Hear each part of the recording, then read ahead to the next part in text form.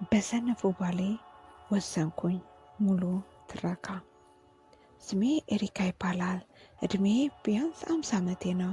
አግብቻለሁ። የባለቤቴ ስም ኤድዋርድ። እድሜው 53 ዓመቱ ነው። ከተጋባን 25 ዓመታችን ነው። 2 ልጆች አሉን፣ አንድ ወንድና አንድ ሴት።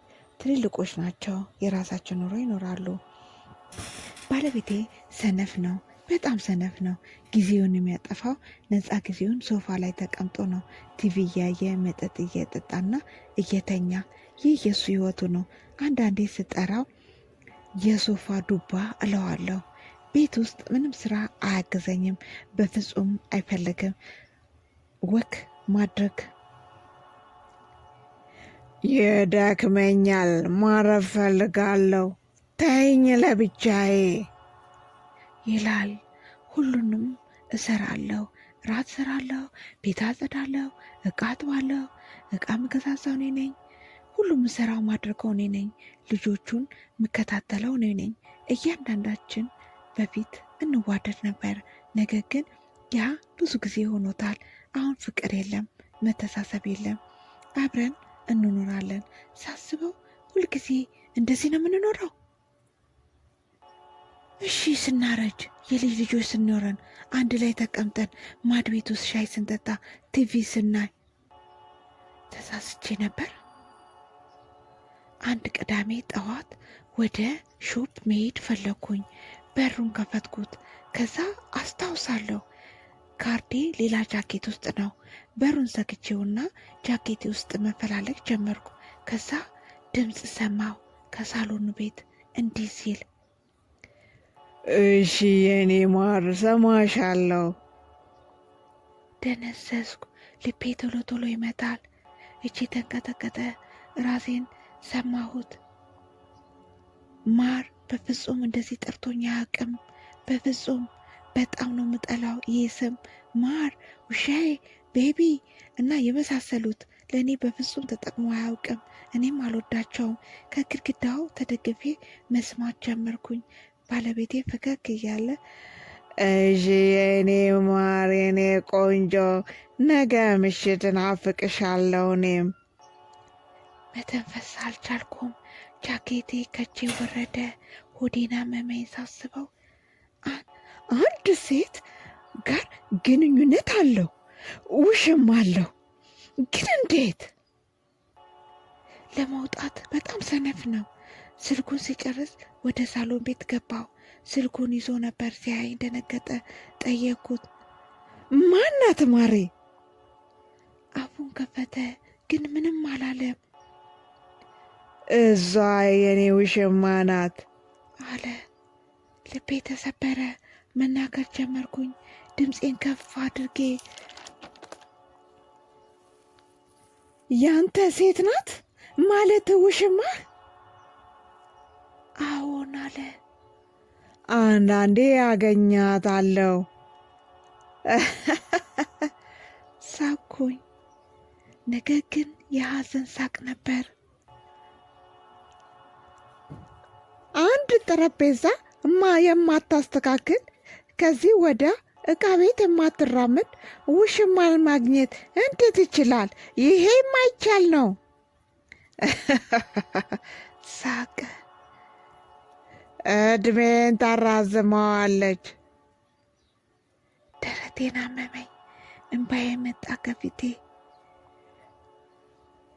መኖር ሕይወቴን ለ25 ዓመት ሁሉ ሰጠው። ምግብ እየሰራሁልህ እያጠብኩ ልጆችን ስንከባከብ ቆይቼና አሁን ውሽማ ትፈልጋለህ? በሕይወት ለመኖር ለስሜትህ ሌላ ቦታ እያየ አዝናለው ኤሪካ። እንባዬን ጠረኩት።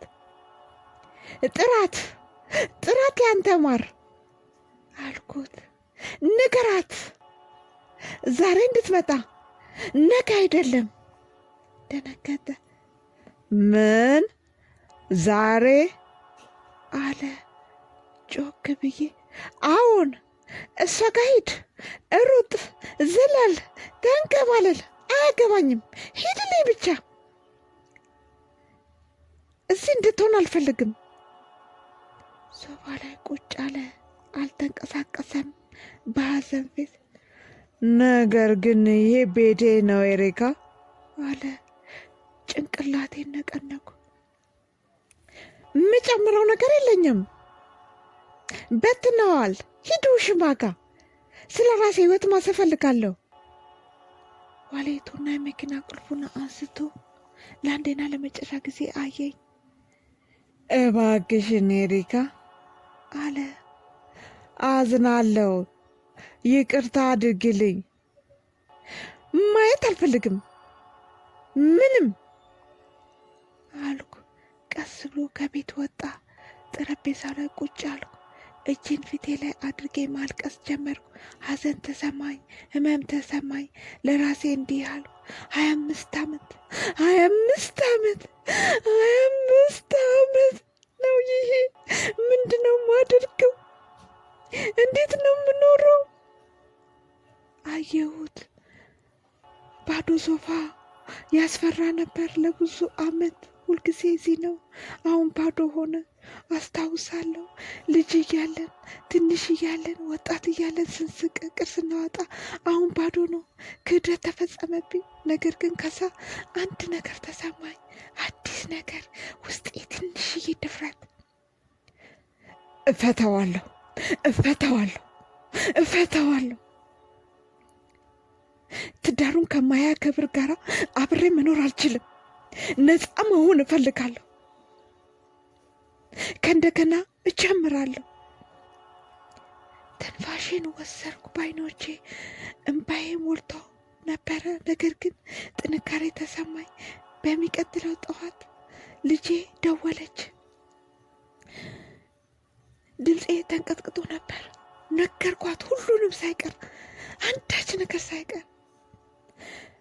እናቴ አንቺ ጠንካራ ነሽ፣ መለየት ትችያለሽ። እንደዚህ አይነት ሰው ይቅርብሽ፣ እኛ እንወድሻለን፣ ልጆችሽ።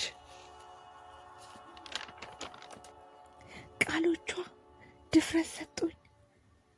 ከሰዓት በኋላ አየኋት። ውሽማዋን ከቤታችን አጠገብ ውጪ መጣች። ልታወራ ባሌን። ልቤ ቶሎ ቶሎ ይመታል፣ እጄ ይንቀጠቀጣል። መጮህ ፈለኩ፣ ግን ረጋ አልኩ። ባለ ለቃቂው ባለ ትዳር ነው፣ ከአሁን በኋላ እንዳታገኘው። ደነገጠች። ምንም አላለች። እየተራመደች ሄደች። ባሌ ሊያስረዳኝ ይሞክራል። ዘጋሁት። በጣም ተናደድኩ። ጸጥ ብዬ አዝናለሁ ጮኩኝ። ይቅርታ ምንም ነገር ሊያመጣ አይችልም፣ አያመጣም። ከዳኸኝ ለብዙ ዓመት። አንተ ራስ ወዳድ ነህ። አንተ ጥሩ ባል አይደለህም። ምንም አላለም። አየሁት፣ አለቀሰ። ላጠፋሁትም ዓመት አለቀስኩ። እኔም እምነቴ ተሰበረ። አንድ ሰው ነበር የወደድኩት። ከባሌ ጋር ለብዙ ዓመት አብረን ነው የኖር ነው። ምክንያቱም የትም ቦታ አልሄድኩም። ልጆቼም አንድ ላይ፣ ምንም ረብሼውም አላቅም። ባሌ ሲለኝ ለብዙ ጊዜ ይቅርታ አለኝ። ይቅርታ አልሰጠሁትም። ለ5 ዓመት ህይወቴን የሰጠሁትን አላከበረም። ጠበቃ ጠራው። ስለ ፍቺ አጠናሁ። ስለ ንብረት ክፍፍል አጠናሁ። ልቤን ራሴን መቆጣጠር አቃተኝ። እጄ ተንቀጠቀጠ። ነገር ግን አውቃለሁ፣ አድርገዋለሁ፣ ግዴታ ነው። ማታ ላይ እንደገና አለቀስኩ። ላለፈው ዓመቴ አለቀስኩ። ስለ መካዴ አለቀስኩ። ትንሽ ጥሩ ነገር ደግሞ ተሰማኝ። እስቃለሁ፣ ምክንያቱም በቅርቡ ነፃ ሆናለሁ። ምሽት ላይ በፊት ለብቻዬ ሻይ ይዤ ቤቱን አየሁት። ሁሉ ነገር ሳዩ ቤቱን አየሁት። ሁሉ ነገር ሳዩ ተለውጧል።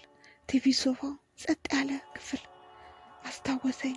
ያለፈውን ዓመት ያጠፋሁት ሁሉንም ስንከባከብ፣ አሁን ሁሉም ትቼዋለሁ። ለራሴ ሰዓት ለራሴ ነው የምኖረው። የምፈልገው ማድረግ እችላለሁ። ደስተኛ ሆናለሁ። አዲስ ህይወት እጀምራለሁ። አዲስ ሰዎችን አገኛለሁ። ጉዞ አድርጋለሁ። እዝናናለሁ። ከአሁን በኋላ አልፈራውም። አንዳንዴ ብቻዬን ስሆን እፈራለሁ፣ ግን አልፈራም። ከአሁን በኋላ ብቻዬን መሆን ሐዘን ይሰማኛል። የተስፋ ስሜት ይሰማኛል። ህይወቴ አያልቅም። ራሴን እወዳለሁ። ካሁን በኋላ እንደገና እኖራለሁ። አልዘገየውም። ራሴን ለማስደሰት ደስተኛ ለማድረግ እሞክራለሁ።